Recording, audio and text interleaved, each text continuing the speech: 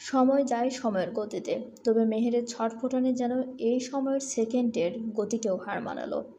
মেহেরের ছটফটানি যেন ধীরে ধীরে বাড়তেই থাকলো। তুহিন তা দেখে বিরক্ত হয়ে চোখ মুখ কুঁচকে মেহেরকে ছেড়ে প্রশ্ন করলো, সমস্যা কি তোর? বলতে না বলতেই মেহের তুহিনের চোখে চোখ রেখে বুকে ধাক্কা দিয়ে চেঁচিয়ে বলল, একটা অচেনা মেয়েকে বারবার ডিস্টার্ব করতে বিবেকে বাঁধে না? নিজের ঘরেও তো দুই বোন আছে, তাদের যদি এভাবে কেউ জড়িয়ে ধরে ভালো লাগবে আপনার? এ শুনে তুহিন কিছুক্ষণ চুপ করে তাকিয়ে থাকলো মেহেরের পানে। মেহের কিছুটা অপ্রস্তুত হয়ে নিজের উনা ঠিকঠাক করতে থাকলো। তা দেখে তুহিন হঠাৎই হু হা করে হেসে ফেলল।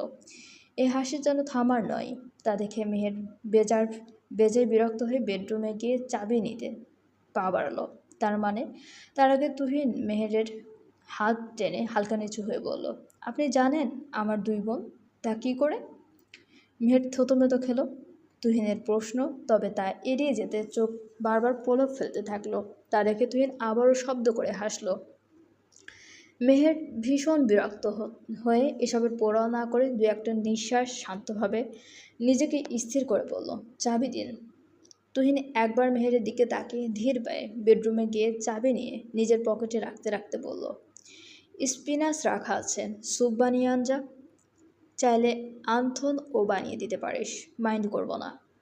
মেহের তা শুনে হতবাক হয়ে কিছুক্ষণ চুপ করে দাঁড়িয়ে থেকে হঠাৎই রাগে হিদায়ত জ্ঞান শূন্য হয়ে রাগের মেঘে টি টেবিলে রাখা সিরামিকের টপ ভেঙে বলল, আমার জাস্ট সহ্য হচ্ছে না এসব।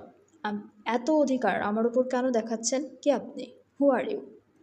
তুহিন ভাঙ্গা টবের দিকে চেয়ে সামান্য হেসে বলল, এটা মুখে আনার ট্রাইও করবি না মেহের, জানে মেরে ফেলবো।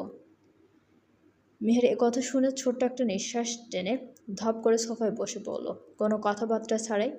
তুহিন তা দেখে হালকা ভ্রু কুটি করে তাকালো তার পানে। তবে মেহেরের নড়চড় নেই, ঠিক যেভাবে বসেছিল সেভাবেই আছে। মিনিট খানেক পর বড় একটা দীর্ঘশ্বাস টেনে কিছুক্ষণ চুপ করে থেকে চুপচাপ রান্নাঘরে গিয়ে শান্তভাবে স্যুপ বানাতে লাগলো। তুহিন ততক্ষণে অ্যালার্জির ওষুধ খেয়ে গোসল করে চুল মুছতে মুছতে রান্নাঘরে পা ডাকতেই দেখলো মেহেরের রান্না অলরেডি শেষ। মেহের তুহিনকে আসতে দেখে চোখ মুখ বেজার করেই তুহিনের দিকে স্যুপের বাটি এগিয়ে দিতেই তুহিন সেটা নিয়ে হালকা হেসে ফটাফট এক চুমুক দিতেই তার হাসি আরও চড়া হলো। মেহের এসবে তোয়াক্কা না করে হাত বাড়ালো চাবির জন্য। তুহিন তা দেখে কিছু না বলেই নিজের ঘরে গিয়ে চাবিসহ তুহিনের ফার্স্ট স্যালারি দিয়ে কেনা সেই মিস ডিওরের ব্লুমিং পকেট পারফিউমটা সহ মেহেরের ফেলে যাওয়া সেই লকেটটা আর চাবিটা এগিয়ে দিয়ে স্যুপ নিয়ে চলে গেল ডাইনিং টেবিলে। মেহের নিজের চেইন সহ লকেটটা পেয়ে হাতের মুঠোয় পুরে সেই ছোট্ট ডিওরের ব্যাগটা রান্নাঘরে রেখেই দরজা খুলতে যাবে। তার আগেই তুহিন বলে উঠল, যদি কোনো কিছু ফেলে যেতে দেখি আমি, তাহলে আয় স্যার, আরেকবার তোকে হাতের কাছে ফেলে একেবারে রেখে দেবো আমার কাছে। মেহের তা শুনে চাবি ঘুরিয়ে দরজা খুলে চাবি ঠাস করে ফেলে দিয়ে তুহিনের দিকে তাকে চ্যালেঞ্জিং সুরে বলল, ওই সুযোগটা আর পাবেন না। সুযোগ না পেলে জোর করে টেনে বের করবো সুযোগকে। কয়দিন ধরে করছিলে এমন নাটক? তুহিনের কথা শুনে মেহের তাচ্ছিল্যের হেসে প্রতিক্রিয়া করতে করতে বলল, আমার কোনো জিনিস আপনার নাটক মনে হয়নি। সারা জীবন তো নাটকই করে গেলাম, কখনো কি জীবনে এগিয়ে যেতে পেরেছে আপনার সাথে নাটক না করে? বলতেই মেয়েরা আর না দাঁড়িয়ে ধীরে স্থিরে হাঁটতে থাকলো। তবে হাঁটতে হাঁটতেই তার মুখে তাচ্ছিল্যের হাসি ফুটে উঠল। ভাবতে থাকে কালকের ঘটনা। মাহিমার তাসনিয়ার কথা শুনে মেহেরের শরীর প্রচণ্ড খারাপ হতে শুরু করলো। তাই সে দ্রুত ঘরে গিয়ে নিজের মেডিসিন খুঁজতে থাকে। তবে প্রতিটা মেডিসিনের পাত্রই খালি ছিল। তা দেখে মেহের মাথার যন্ত্রণা সহ্য করতে না পেরে হাঁটু গেড়ে বসে মাথা চেপে ধরে ঝিম মেরে বসে থাকে। তবে তার সামনে মাহিমের বলা প্রতিটা কথা যেন আবছা আবছা হয়ে ভেসে ওঠে, যা মেহেরের শরীরের কম্পন আরও বাড়িয়ে দেয়। মেহেরের মাথা, কান, হাত, পা সব কিছু যেন জ্বালা পড়া শুরু করে। তার সহ্য করতে না পেরে মেহের বাথরুমে গিয়ে শাওয়ারের নিচে দাঁড়ালে তার চোখ ধীরে ধীরে ঘোলাটে দৃশ্যগুলো আরও পরিষ্কার হতে থাকে। একসময় মস্তিষ্কের এত চাপ সহ্য করতে না পেরে মেহের সেখানেই জ্ঞান হারিয়ে পড়ে থাকলো। কতক্ষণ পড়ে থাকে তার ইয়ত্তা নেই। সন্ধ্যা প্রায় 5:30 বাজে।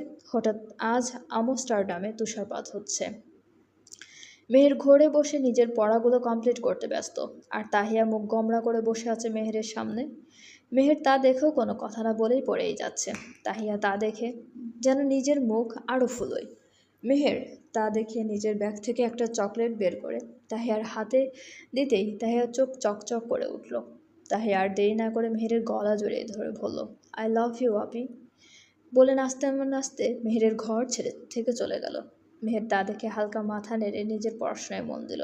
10 দিন পর তার 3rd সেমিস্টারের পরীক্ষা, তাই আরও মন দিয়ে পড়া শুরু করলো। তাহিয়া বসে বসে চকলেট খাচ্ছে বারান্দায়। তার কোনো হুঁশ নেই। এটা তার ফেভারিট চকলেট, ফেরেরা রোসের মিল্ক চকলেট। এখানে এসে সে তো কোনো কাজই পায় না, না তাকে কেউ নিয়ে কোথাও যায়, তাই বেশিরভাগ সময়ই তার বিরক্ত লাগে। কথা বলার কেউই নেই। এনাম বারান্দা থেকে কথা বলে ঘরের ভিতর আসতে যাবে দেখে তাহিয়া দরজার কাছে বসে চকলেট খাচ্ছে। তা দেখে এনাম সামান্য গলা খাকারি দিয়ে বলে, জায়গা দেবেন, একটু সরে ঘরের ভিতরে যাব। এনামের কথা শুনে তাহিয়া উঠে এনামকে সাইড দিতে যাবে, তৎক্ষণাৎ হঠাৎ ঠাস করে কিছু শব্দ হলো। তাহিয়া আর এনাম চমকে ওঠে, দিকে তাকাতেই দেখে মাহতিম ফ্রিজের দরজাটা ঠাস করে বন্ধ করছে। তাহিয়া আর এনাম বুঝল না এই ফ্রিজের কী দোষ, বেচারা এখনও দুলেই চলেছে। মাহতিম তাদের দিকে তাকিয়ে ঠকঠক করে পানি খেয়ে আবার ফ্রিজের দরজা খুলে পানি আবার ঠাস করে রেখে নিজের সর্বোচ্চ শক্তি দিয়ে আবার ফ্রিজের দরজাটা বন্ধ করতে না করতেই ফ্রিজটা শব্দ করে পড়ে গেল। এত বড় শব্দ শুনে মাহিম তাসনিয়া নিজেদের ঘর থেকে বেরিয়ে এসে দেখে ফ্রিজ পড়ে আছে নিচে, সাথে গড়গড় করে পানি বের হচ্ছে। মাহিম আর তাসনিয়া দুজনেই একসঙ্গে জিজ্ঞেস করলো, পড়লো কীভাবে এত বড় ফ্রিজটা? তা শুনে মাহতিমের দিকে তাকিয়ে মেহের মুখের সামনে হাত এনে হাই তুলতে তুলতে বলল, ঝড় এসেছিল, ঝড় এসে ফ্রিজটা ফেলে দিয়ে চলে গেছে বলে মুখ টিপে হেসে উঠল।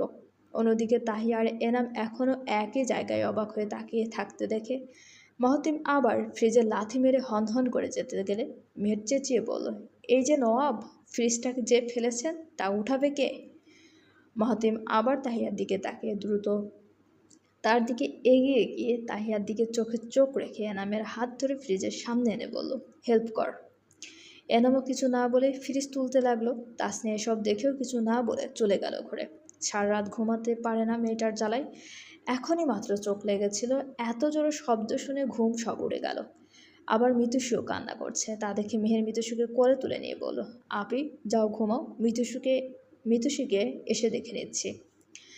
বলে মেহের কোনো দিকে না তাকিয়ে চলে গেল নিজের ঘরে। তাসনিয়া সামান্য হেসে ঘরের দিকে পা বাড়াতে গিয়ে কী ভেবে আবার পিছনে ফিরে মেহেরকে ডেকে বলল, মেহের। মেহের তাসনিয়ার কথা শুনে পিছু ফিরে জিজ্ঞাসু দৃষ্টিতে তাকিয়ে বলল, কিছু বলবে আপি? মেহেরের মুখে আপি ডাক শুনে আবার হতবাক দৃষ্টিতে তাকিয়ে থাকলো কিছুক্ষণ, তারপর মাথা নেড়ে বোঝালো, কিছু না। মেহেরও সেদিকে তেমন পাত্তা না দিয়ে চুপচাপ নিজের ঘরে চলে গেল।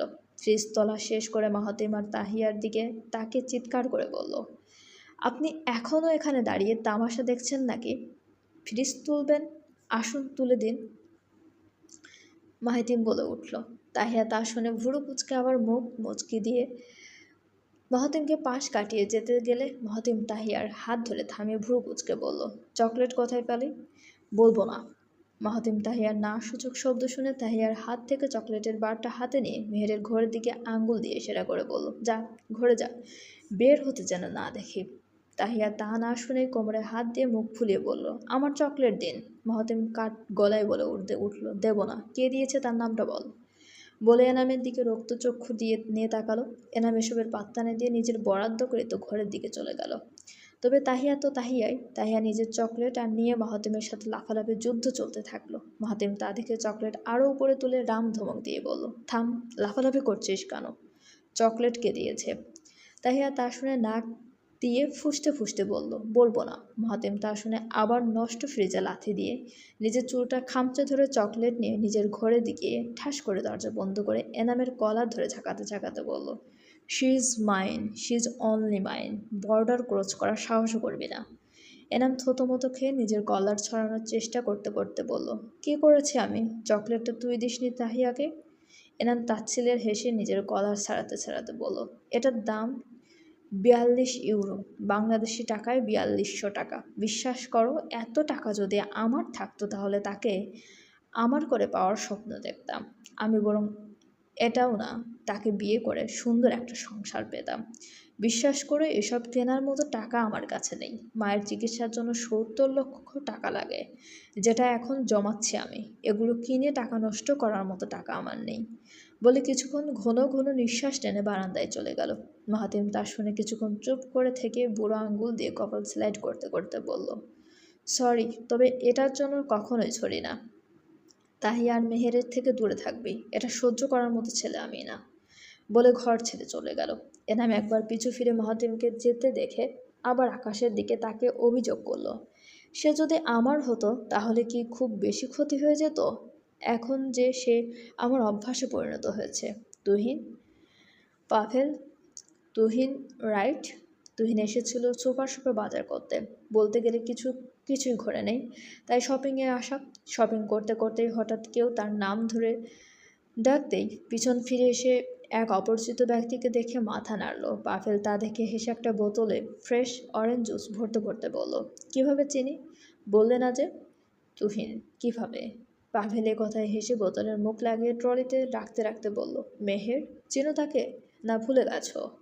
তুহিন সামান্য হাসলো পাভেলের কথা শুনে, তারপর নিজের ওপর স্লাইড করতে করতে বলল, ওকে ভোলা অসম্ভবের মতো সহজ কাজ। পাভেলের কথা শুনে হাসতে থাকলো, যেন এই হাসি থামার নয়।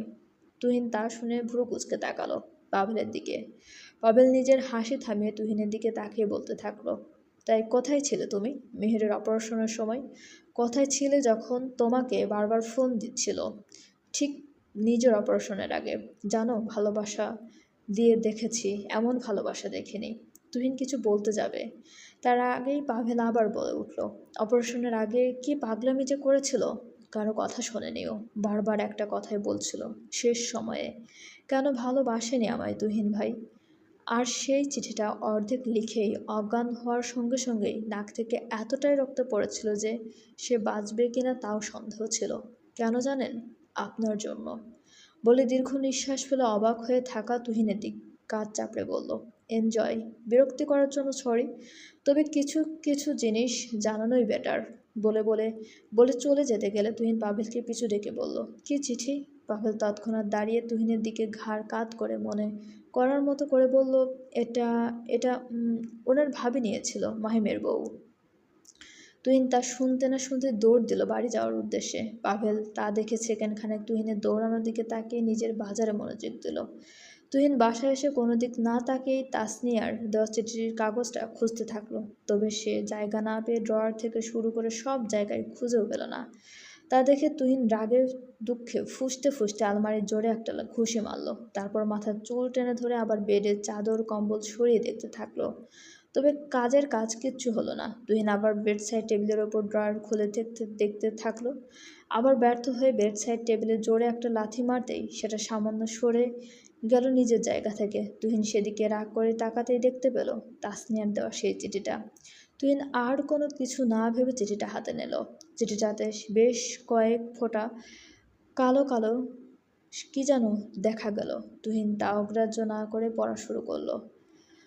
14 এপ্রিল 2023। কী দিয়ে শুরু করব বুঝতে পারছি না। প্রিয় তুহিন ভাই, নাকি শুধু তুহিন ভাই? থাক, আজ থেকে না হয় তুমি শুধুই তুহিন ভাই। মেনে নিলাম তুমি আমাকে কখনোই ভালোবাসোনি। জানো তো, আজকে সম্পূর্ণভাবে বিশ্বাস করলাম তুমি আমাকে কখনোই ভালোবাসোনি। কেন জানি না বিশ্বাস হচ্ছিল না, কিন্তু আজকে তুমিও তার প্রমাণ দিয়ে দিলে। বেহায়ার সর্বোচ্চ স্তরে নেমে গিয়েছিলাম আজ। কতটা বোকা আমি! আজও ভেবেছিলাম তোমার গলা হয়তো কিছুটা কাঁপবে, হয়তো বলবে, তুই কোথায় মেহের? কিন্তু হলো না। আবার ভুল প্রমাণিত হলাম আমি। দেখো, তবু শিক্ষা হয়নি। তোমার জন্য কেন জানি না লিখতে হলো। হয়তো এর পরে আর কখনোই লিখব না। জানো তুহিন ভাই, যখন বলল অপারেশন সাকসেসফুল হলেও হয়তো তুমি তুমি স্মৃতি হারিয়ে ফেলতে পারো, চান্স 90%, আর 10% বলতে গেলে মিরাকেল হলেই সব মনে থাকে। তবে চান্স 50-50, মরেও যেতে পারি। তুমি কোনটাতে খুশি হবে বলো তো? মরে গেলে? তুহিন এহসানের চিরশত্রু মেহের মারা গেছে। তোমার জীবনে আমি আর ফিরছি না তুহিন এহসান। বেঁচে থাকলেও না, আর মরে গেলেও তো শেষই। তুমি পুরোপুরি টেনশন ফ্রি থাকতে পারো। কথা দিচ্ছি, মেহের আর কখনো তুহিন এহসানের জীবনে ফিরবে না। ছেড়ে দিলাম তোমাকে পাওয়ার রাস্তাটা, ছেড়ে দিলাম বেহায়া পদবিটা, ছেড়ে দিলাম সেই মনাজাতটা, যেই মনাজাতে তুমি একসময় বিচরণ করতে, ছেড়ে দিলাম সেই আশাটা যে তোমাকে পাওয়ার চাহিদা থাকে। শুধু আমার কয়েকটা প্রশ্নের উত্তর দিও তো, কেন ঘৃণা করো আমায়? ঠিক কোন জিনিসটা আমার তোমার থেকে কেড়ে নিয়েছে? ঠিক কী কারণে সহ্য করতে পারো না আমায়? কোন দিক থেকে আমি তোমার থেকে তোমার বাবা মাকে কেড়ে নিয়েছি? কেন এত বিরক্ত লাগে আমাকে? অভিশাপ দেব না, বলবো সুখে থাকো। অভিশাপ দিলে নিজের কাছেই নিজের ভালোবাসা তুচ্ছ মনে হবে। অন্তত ভালোবাসার মানুষকে অভিশাপ দিয়ে নিজের ভালোবাসাকে অপমান করব না। সময় নেই, একটু পরেই অপারেশন। কিছু অজানা কথা বলবো তুহিন ভাই। তুমি যে সিগারেট খাও, সেটা থেকে তোমাকে আঙ্কেলের কাছ থেকে রক্ষা করেছি বারবার। তবুও আমি তোমাকে আঙ্কেলের চোখে ছোট করি। জানো কি, তোমার গান শোনার জন্য প্রতিদিন আমি জেগে থাকি। সত্যি বলতে, তোমাকে একবার দেখার জন্যই বারান্দায় যেতাম। তোমার জন্য রান্না আমিই করতাম। টিফিনের টাকা জমিয়ে রিংটা কিনেছিলাম, তুমি ফেলে দিয়েছ। দামি ছিল, তাই জমাতে জমাতে 7 বছর লেগে গেছে। কখনোই আব্বু আম্মুকে দেখায়নি তোমার দেওয়া আঘাতগুলো। যদি আব্বু আঙ্কেলকে বিচার দিত। তুমি কি জানো, তোমার ফেলে দেওয়া গোলাপগুলো আমি সযত্নে নিজের কাছে রেখে দিয়েছি আবার। তুমি কি জানো, তোমাকে পাওয়ার আশায় তাহাজ্জুদে কত শতবার কেঁদেছি। জানো কি, শুভার সাথে দেখলে ওকে মেরে ফেলতে ইচ্ছা হতো, তখন নিজেকে আবার সামলে নিতাম। তুমি কি জানো, তুহিন তা দেখে কিছুক্ষণ থম মেরে বসে থাকলো। তার মাথা কাজ করা বন্ধ করে দিয়েছে। প্রেসক্রিপশনের রক্তের ছাপগুলো স্পষ্ট। চিঠি ধরে রাখা তুহিনের হাত অনবরত কাঁপছে। তা দেখে তুহিন আর দেরি না করে নিজের ল্যাপটপে কিছু চেক করতেই তার চল শক্ত হয়ে এলো। বিড়বিড় করে বলল, চেইনটা কি পরেনি এখনো? কোথাও ও তো ও বোঝাও তো যাচ্ছে না। চলবে। গল্পটি আপনাদের কেমন লাগছে অবশ্যই আমাদেরকে কমেন্ট করে জানাতে ভুলবেন না, এবং আমাদের চ্যানেলটি প্লিজ সবাই সাবস্ক্রাইব করুন। গল্পটি ভালো লাগলে অবশ্যই সবাই লাইক, কমেন্ট এবং শেয়ার করতে ভুলবেন না আপনাদের প্রিয় মানুষগুলোর সাথে, এবং আমাদের চ্যানেলের সঙ্গে থাকার জন্য সবাইকে অনেক অনেক বেশি ধন্যবাদ।